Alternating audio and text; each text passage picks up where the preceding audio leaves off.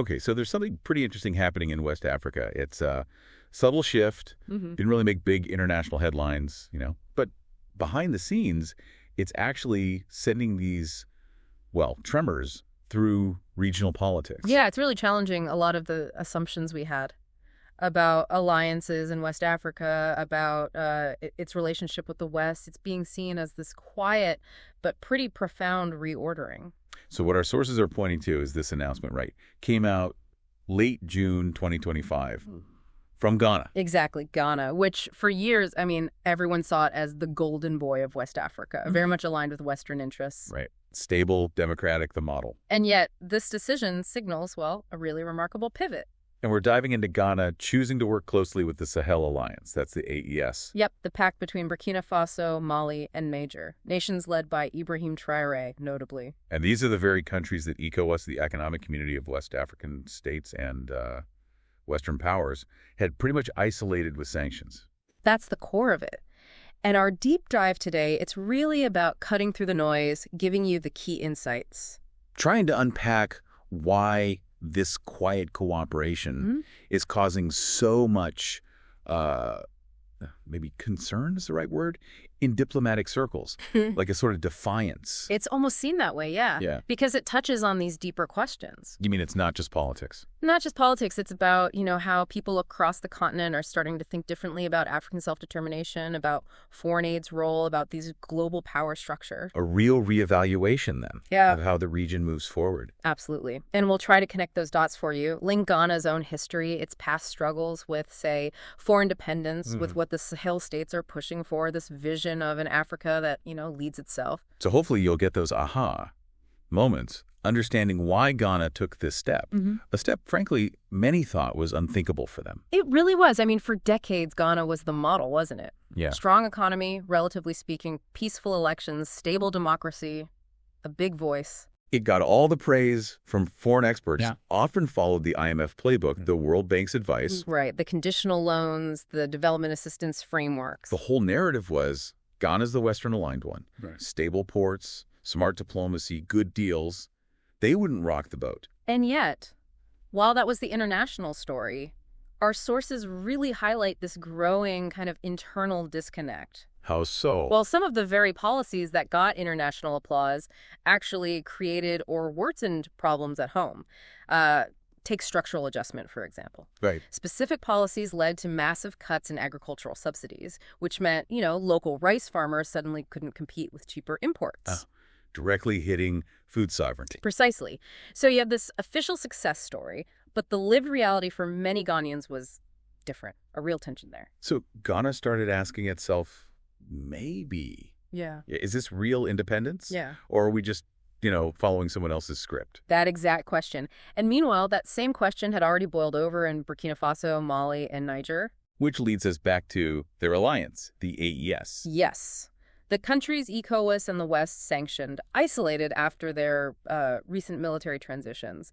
They chose a very different path. One that specifically downplays relying on foreign aid, foreign military bases, foreign loans. Correct. And this is where Ibrahim Traoré's vision really comes into focus. Some initially dismissed him maybe as just a young captain who took power. But he was actually laying groundwork. Meticulously. Building a plan. Instead of running to the IMF, he was focused on, say, building a military trained by Africans for African needs. And it wasn't just military stuff, was it? No, far from it. Big changes in education, too. Shifting towards teaching kids in their own African languages, focusing on practical skills relevant to their lives, their communities, not just importing ideas. The goal seems crystal clear. Build a future where Africans lead themselves, without needing that external stamp of approval. And now Ghana, one of West Africa's most established, respected nations, is showing real interest in cooperating with that vision. So why the strong reaction? Why is Ghana's quiet cooperation seen as this, act of defiance? Well, first, let's be super clear. Ghana hasn't formally joined the AES. Right. No membership card. And it hasn't left ECOWAS either. There's no public treaty sign, no flags changing. It's subtle. But the message is what's landing. The message is unmistakable to anyone watching closely. Ghana is deliberately choosing not to keep its distance anymore. And by cooperating with AES after ECOWAS hit them with sanctions, That's the key part, isn't It's a it? huge part of it. Ghana is, maybe subtly, but definitely powerfully, stepping away from those unwritten rules, the ones that kind of kept West African states speaking with one voice, often aligned with external partners. Which is a big deal for Ghana, considering its long history as a pillar of ECOWAS. A pillar, exactly. Now, if you look at the broader geopolitics, ECOWAS itself, publicly, they've been silent. No big press conferences condemning Ghana? Not yet. No official warnings issued publicly, but behind closed doors. Very different story. Ah, so what are the sources saying about that? Well, we're seeing things like internal memos describing Ghana's actions as a, quote, serious concern. Even talk that existing agreements, trade, security, diplomacy, might need a review. Wow. So consequences are actually on the table, even if it's just internal discussion for now. It seems that way. The unstated worries are definitely being voiced privately.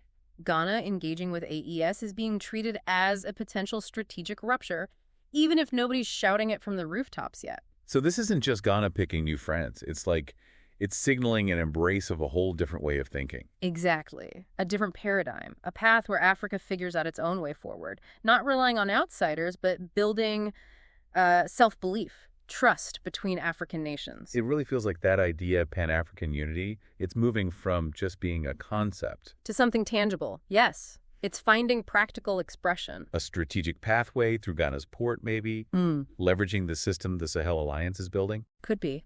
And crucially, it feels like it's finding a renewed kind of spirit. You hear it in conversations across the continent. People are watching, they're listening. And it doesn't feel like conflict, does it? It's not about anger or getting back at the West. No, not primarily. No one's calling for, armed confrontation. It feels like something deeper, more profound. Like Africa finally deciding to build its own door. Oh, that's a good way to put it, yeah. And Ghana's quiet move, it sends this powerful signal right across the continent. A message that basically says, we're not alone anymore. We are finding ways to unite, and we're not, poor in spirit. And you can imagine that message hitting home, from Accra's streets to villages in Niger, reminding people that maybe a new chapter really is starting. One where Africa charts its own course, without waiting for permission. Okay, so let's just recap this deep dive then. Okay. Ghana hasn't officially joined AES. It hasn't left ECOWAS. Correct. No formal breaks. But by choosing to cooperate with these countries, the ones ECOWAS and the West tried to sideline, it's fundamentally changed the conversation in Africa. It really has. Ghana, through this single, quiet choice, is sending out ripples. That message of unity, of spiritual strength. We are not alone, we are united, we are not poor in spirit. It resonates. You really get the sense that history is unfolding right now. Ghana took a step many thought impossible for it. A step towards cooperation with nations the West wanted isolated. A deliberate move away from the old playbook. Some might call it bold, others risky. Both, perhaps. But what's undeniable is, like you said, it has irrevocably shifted the discussion across Africa. Absolutely. Which, building on all this, Ghana's pivot, this move towards Pan-African unity, self-reliance, it leaves us with a question, doesn't it? A big one. In this world where Africa is, as you put it, finally building its own door. A door built on African soil with African hands, guided by African dreams. Yeah. What does real independence actually look like now? And maybe more importantly, who gets to shape Africa's future?